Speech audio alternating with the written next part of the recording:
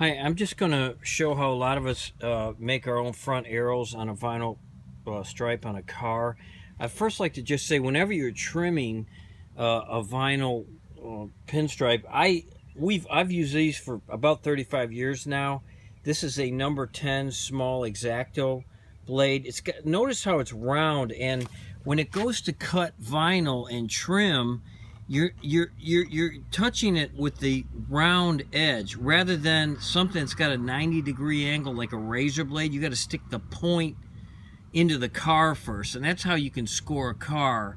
You don't want to do that. So I've never had to repaint a car or something like that, but in about 35 years using this blade. Now, to make an arrow, what we typically do is we gently cut the top vinyl stripe by just pressing down, and you can feel it. Sometimes you hear a little click.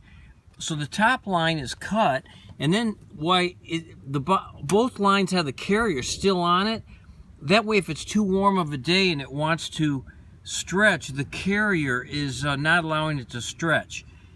Then what we do is we gently bring the bottom arrow up to the I leave it half on the other one, so half the color is on, the other half color, and then simply I like to go straight up and down. Just again, you can just press it down, you feel a click, and then you pull the backing off and everything, and you got a nice arrow. Normally I would pull it back a little further. I'm doing this with one hand, but the further you bring it back, you can make a more gradual arrow. Both are okay. Now, look at this one, little piece was hanging off, so you just click it again in case it didn't cut through. I usually put my finger over the blade and grab the hunk and then bring it off. Again, pull the backing off, press it down, and you're good to go.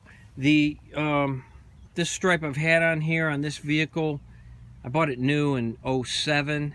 It's outside 24/7, and the stripes are like brand new. I use 3M, and it sits outside 24/7. I don't know if I mentioned it, but it's really good stuff. So there it is. That's how you do a front arrow.